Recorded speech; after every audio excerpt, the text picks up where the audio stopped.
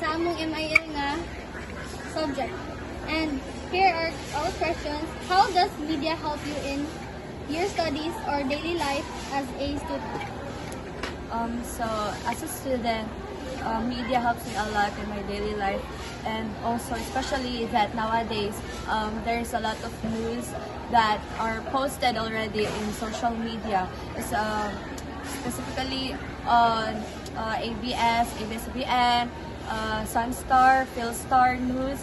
So as a journalist, it helps me a lot to gain knowledge and also to have na makakuha og reference para sa pagsulat sa article, to write an article and to publish an article, and also as a student, like especially in our reading and writing, so it helps me a lot to read more on news, and especially the fact that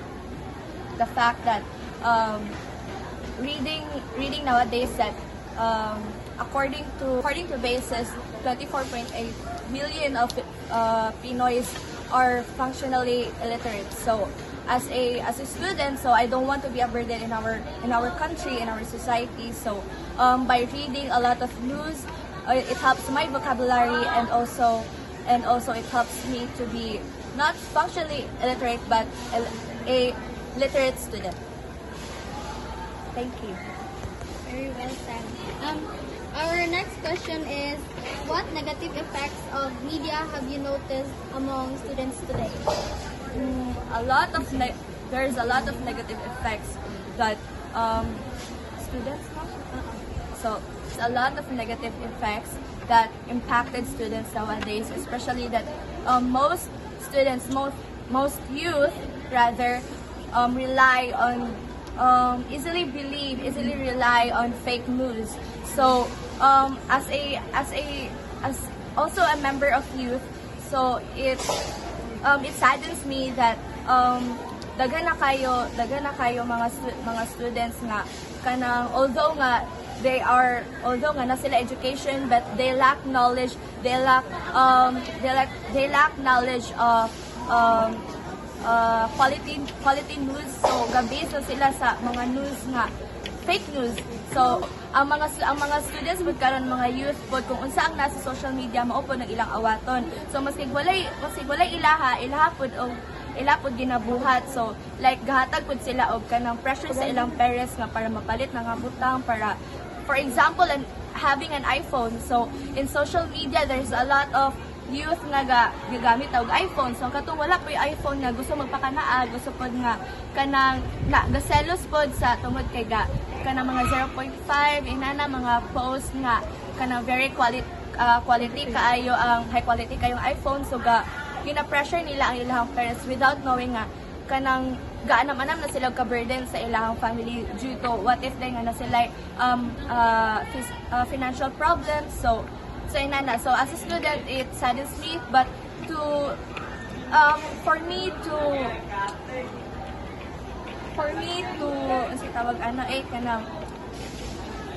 prevent that to happen to myself, I would not easily rely on social media easily.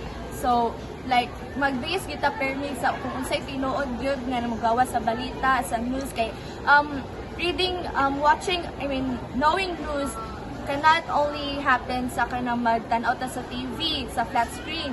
So since dili na makita gatan-aw sa TV, kay ato ang TV pud karon kay puno na og kanang dito na siya sa YouTube, so kanang sa Spotify or kanang mga Netflix. So instead nga gamit man ta permi sa tong phone nga dili gyud mabuyan na tong phone. So instead nga na may mga news nga ga-appear sa phone, so why not nga mao na lang atong basihan pod nga kanang magbasa og news, nga kanang magtan-aw og mga balita nga kung unsa nahitabo karon. So kanang dili ta magpa-apekto, like dili ta magpabutang sa negative effects, kay kanang lala na kayo nahitabo sa ato ang lala na kayo ang nahitabo sa tong country right now. So we need to be the solution of the problem. Okay. Here's our last question. Do you think students rely too much on media? Why or why not? as what I said earlier, yes, students really rely on social media nowadays. So, why? Tungod kay ang social media everyday na gina siya gahitabo sa atua, everyday, like every minute, every second na atay ga-open ta sa atong social media. So karon dapat para malasan na siya, I mean dili mayon nga wala o na ginatong social media sa atong kinabuhi, but instead let's use it in a wise way nga kanang makahatag siya og positive effects kay actually technology doesn't mean na kanang bad side na siya sa ato ang country, I mean sa ato ang world. Gahatag siya o ga-improve siya mo nang nanaay technology nowadays, mo na nga gahatag siya og kanang easy access para sa mga tao para dili na kayo ta mahago. So like mo na nga mga innovations. So karon dapat ang ato ang buhaton na as para mintras nga bata-bata pa ta, dapat atong buhaton na let's use it wisely nga instead of using social media to bash some people or to bash a person or to hate a person or show a hatred to that person. Why not nga ang social media magigamit siya to express what our feelings. So express in a way nga dili ta makatamak og tao, like dili ta makasira og kinabuhi sa tao. So social media, we need to use it nga kanang to express our feelings, to express our daily experiences atong mga daily life, like mag-share tag mga story, inana mga photos, but dili pud ingon nga kanang naay nag-post pud og pictures magsalos na kay nana or kanang mag-rely na gid ka nga kanang tanan na lang gikuha nimo sa social media. Kay actually dili tanan sa social media sakto, dili tanan nasa social media reliable, dili tanan nasa social media useful. So dapat kita pod kabauta kung unsaon paggamit, unsaon pag-prevent na may tabo ng mga inana nga butang. And also as a student of Cresta King College, as a Marian student, we need to held accountable kung unsa may mahitabo sa kung unsa to nabuhat, and also we need to prevent that to happen as a Marian student because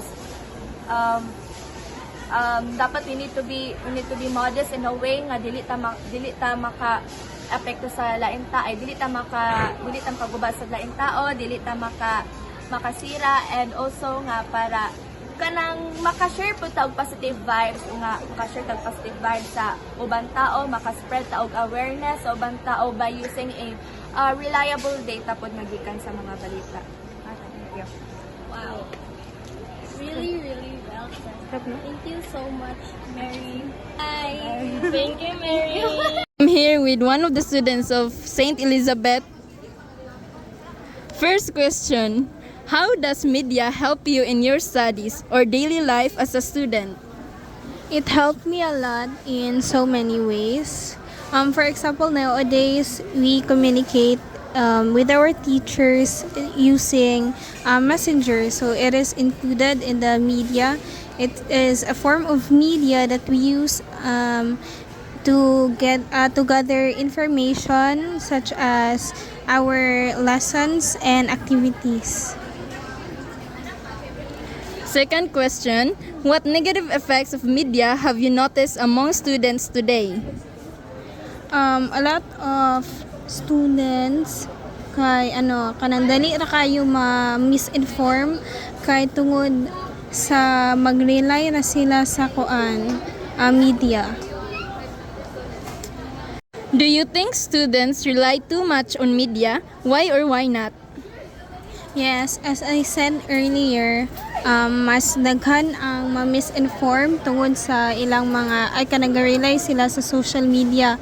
So, tungod ana, mas daghan ang mga incident or issues nga kahimo tungod kay ang reality inana na gyud siya, ang media mostly yun karon kay kuan na gyud ga-rely na ang tao.